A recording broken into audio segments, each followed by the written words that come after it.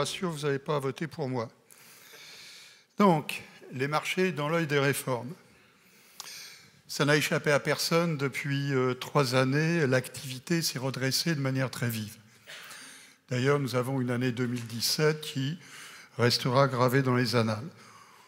Pour autant, au fil des mois, un certain nombre d'indicateurs ont commencé à interpeller les uns et les autres.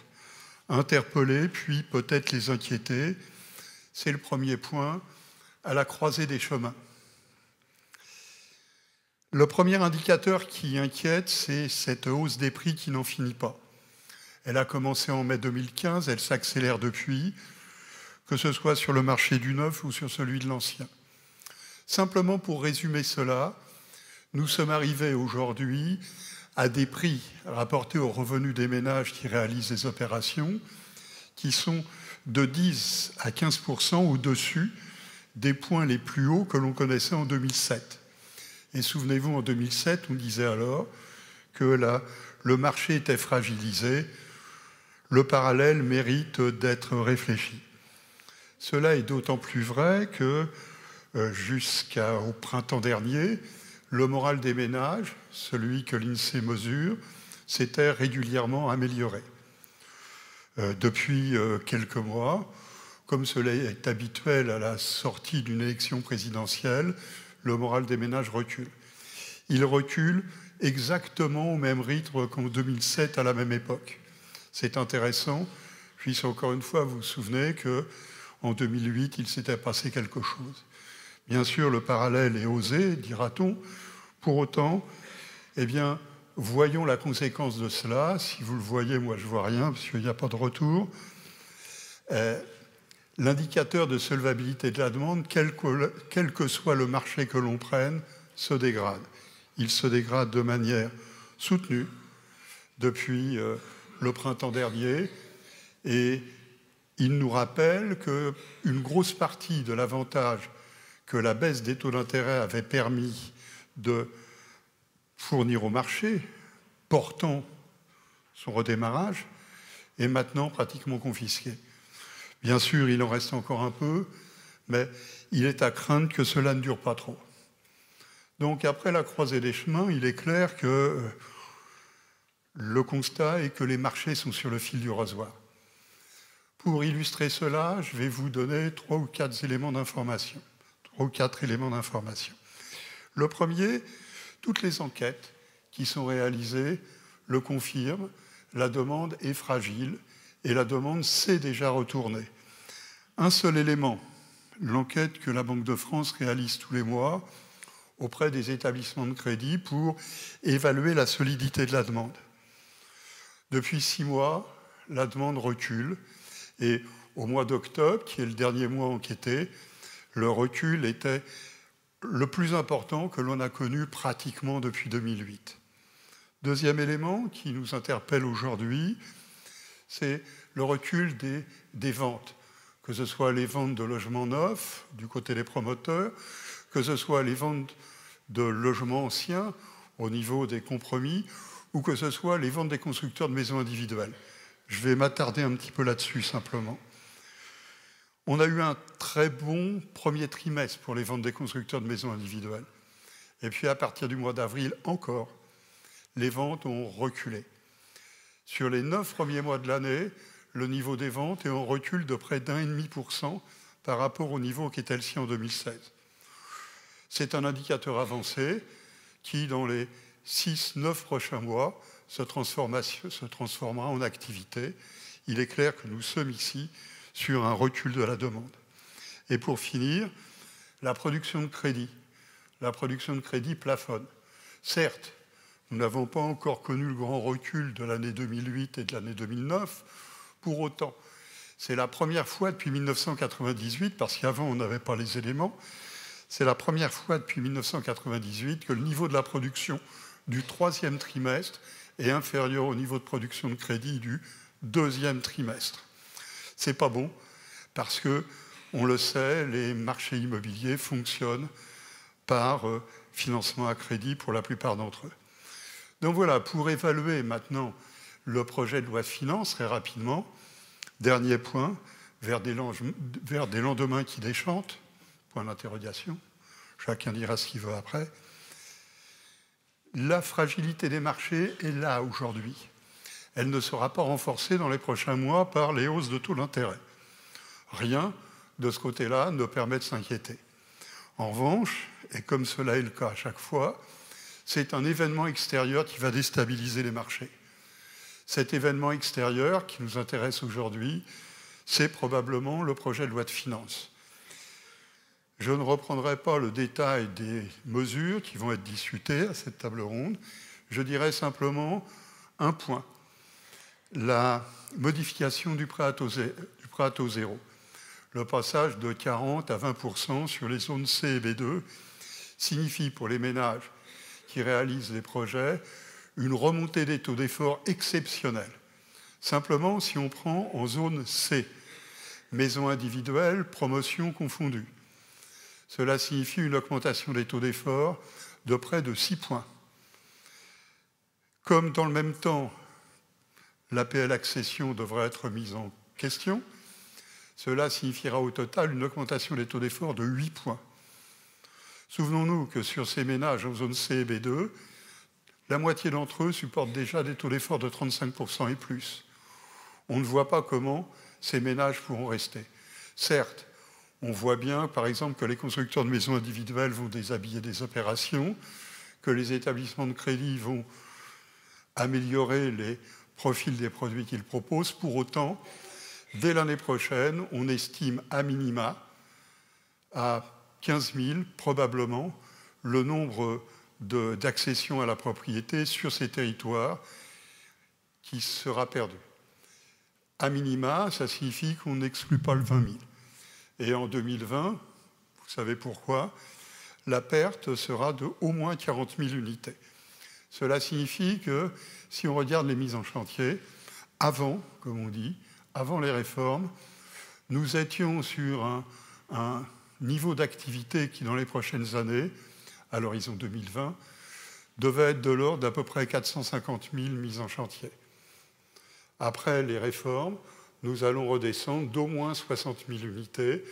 Nous allons redescendre vers les 380 000, voire peut-être moins, parce que les enchaînements qu'on n'a pas encore la capacité d'évaluer vont très certainement peser beaucoup plus sur l'activité de construction. Voilà, c'en est fini. Est-ce que les lendemains vont déchanter ?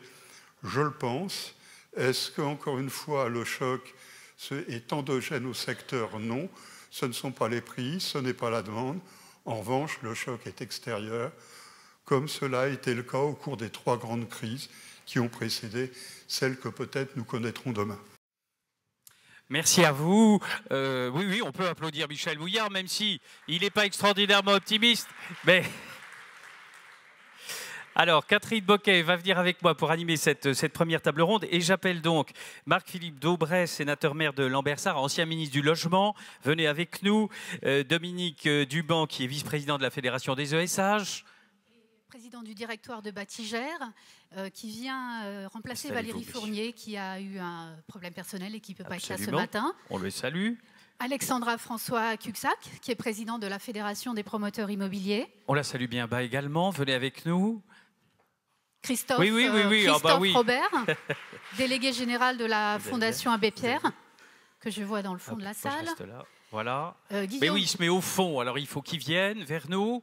Et Guillaume Vuilletet, député du Val d'Oise, La République En Marche. C'est un spécialiste du sujet logement. Il est à la commission des lois. Il a été tout récemment nommé, depuis la semaine dernière, co-rapporteur de la mission d'information sur la décentralisation en faveur de l'aménagement du territoire. Voilà. Alors, Catherine, nous avons maintenant nos intervenants, nous avons notre thématique. Alors, je vais vous rappeler en 2 mots vraiment la règle du jeu que nous souhaitons vraiment établir, c'est qu'on va essayer de dialoguer le plus possible avec vous. Il y a un micro qui va se balader dans cette salle, donc n'hésitez pas à intervenir aimablement et courtoisement, naturellement. Lors du débat, on est là pour des débats républicains et courtois, mais on a le droit de ne pas être d'accord avec nos intervenants ou de compléter leurs propos. Et puis, on va essayer de faire vivre le plus possible les débats qui sont forcément en ce moment un peu, je ne sais pas s'ils sont vifs, mais ils sont réels et on vient parfois bouillants. Oui. Parfois bouillants. On va essayer de faire bouillir le moins possible la marmite, mais enfin, il est pas mal qu'elle s'agite un peu. Et puis, on va réagir aussi peut-être aux propos de Michel Mouillard. De Michel Mouillard, oui. Qui fait part d'un optimisme assez encourageant. Alors, comme j'avais lu son papier avant, j'avais prévu une petite phrase qui est le pessimisme de la connaissance n'empêche pas l'optimisme de la volonté. Ça, je suis bien d'accord avec ça, d'ailleurs. Nous sommes volontairement, en tout cas j'espère ici, optimistes. Oui. En revanche, effectivement, la question des lendemains qui déchantent et de la croisée des chemins, moi, j'aimerais avoir l'analyse, peut-être d'abord de la présidente de la Fédération des promoteurs immobiliers sur les récentes annonces en matière de logement, notamment je pense au PTZ, je pense à l'investissement locatif. Est-ce que ça augure de lendemains qui déchantent, selon vous? On sait qu'à la FPU, il y a eu des débats, Madame la Présidente, si j'ai bien compris les choses. J'ai envie de vous demander...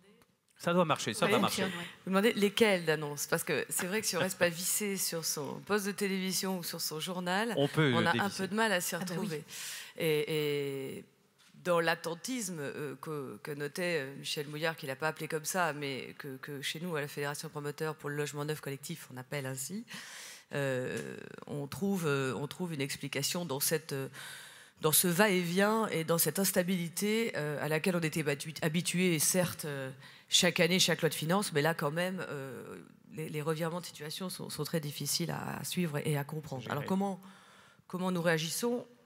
Il faut se rappeler que quand le gouvernement est arrivé aux affaires cet été, il a trouvé un secteur du logement neuf, très actif. Je salue la présence d'Emmanuel Cos parmi nous. Absolument, on la retrouvera dans la deuxième table ronde. Oui, et c'est un secteur qui était enfin revenu à un niveau d'activité satisfaisant, voire même élevé. Si on regarde l'historique des 10 dernières années, équilibré, parce qu'on avait autant d'accédants que d'investisseurs, pour schématiser rapidement, et puis une proportion de logement social qui était même au-delà de ce qu'avait instauré la loi SRU. Et donc, ce secteur-là était dynamique et portait la croissance. Il faut se rappeler la crise de 2007. Bon.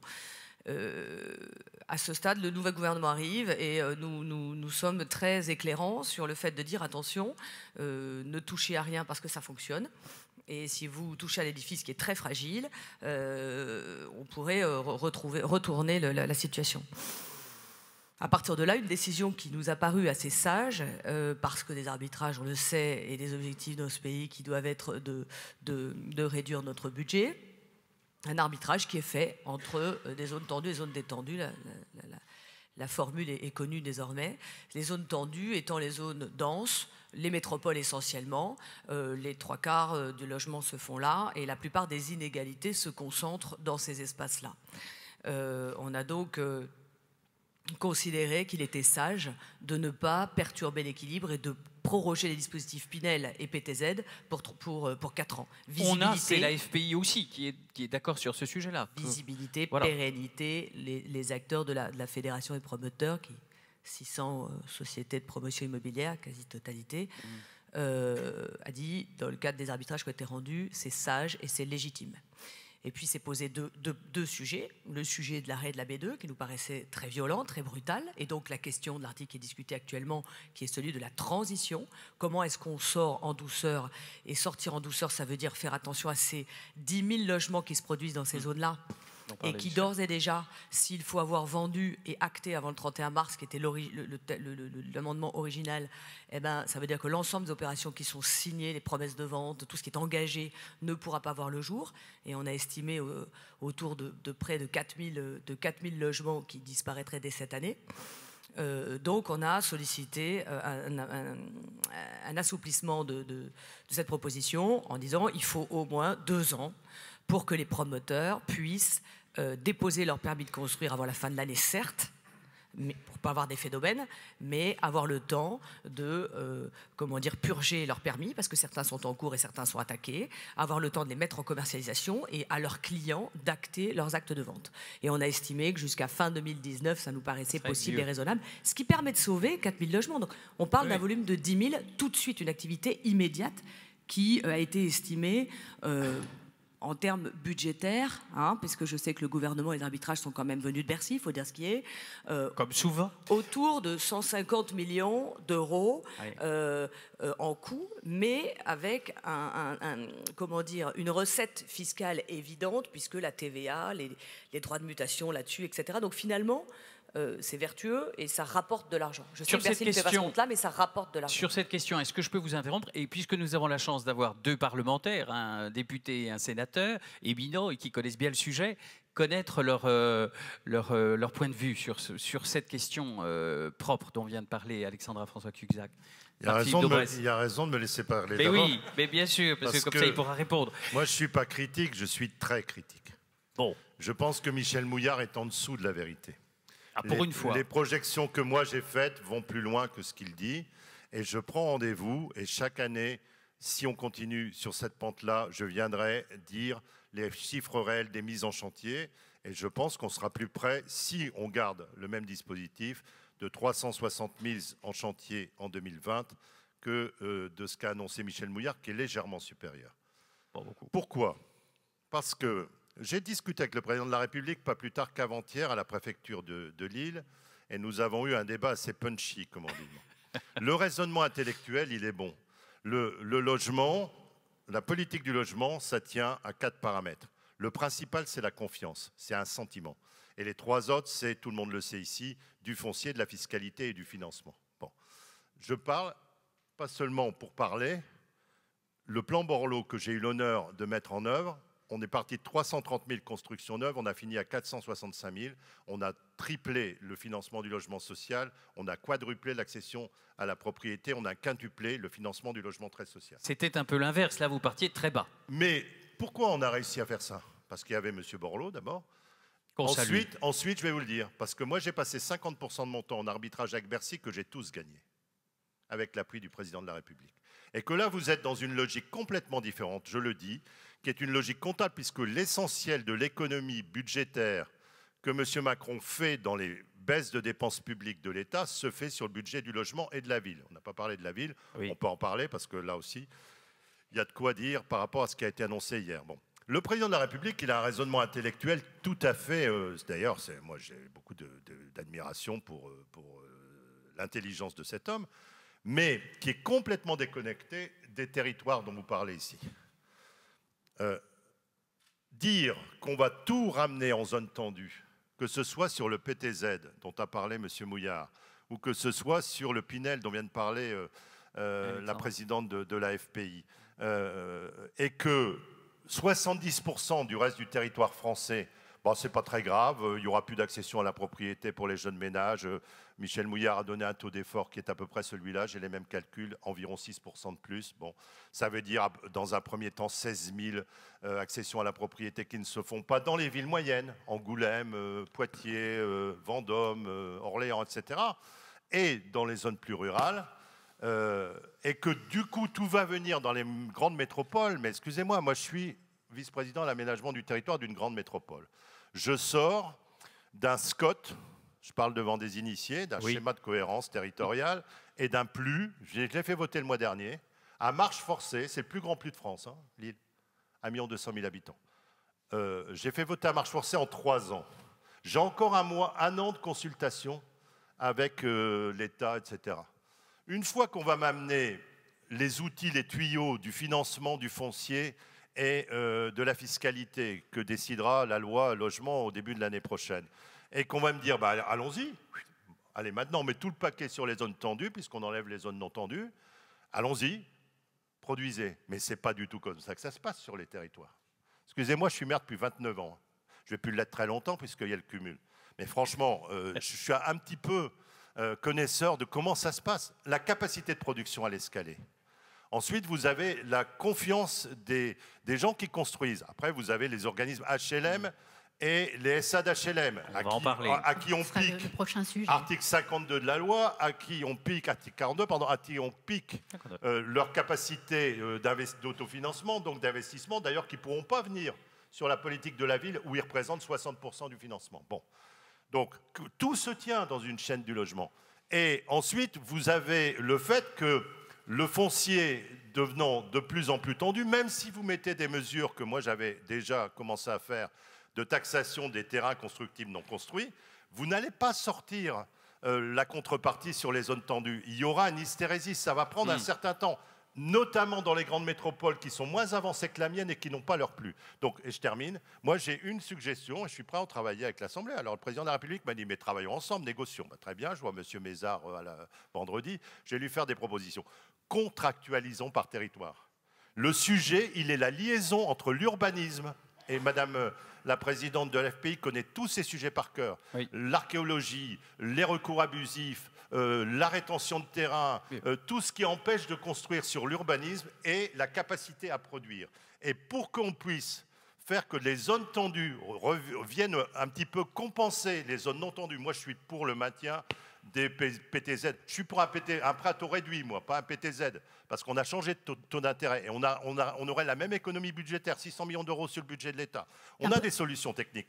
Mais ce que je veux dire, pour que vous puissiez compenser la perte sur les zones non tendues, 70% du territoire, et mettre le paquet sur les zones tendues, il faut que vous mettiez une corrélation entre l'urbanisme et entre la capacité de production. Donc, qu'on puisse contractualiser avec des procédures hors normes, dérogatoires, qui nous permettent de sortir des terrains à marche forcée sur les plus. Parce que l'autre problème, et vous le savez tous ici, c'est que les maires, même quand il y a des plus, ils vont en deçà des plus. Parce qu'ils ont été élus pour ne pas faire de construction dans leur commune, pour une bonne part d'entre eux, notamment en Ile-de-France. Donc il faut qu'on ait des procédures dérogatoires dans la loi. Si on n'a pas ça, vous n'aurez pas de choc de l'offre, vous aurez un choc sur l'offre.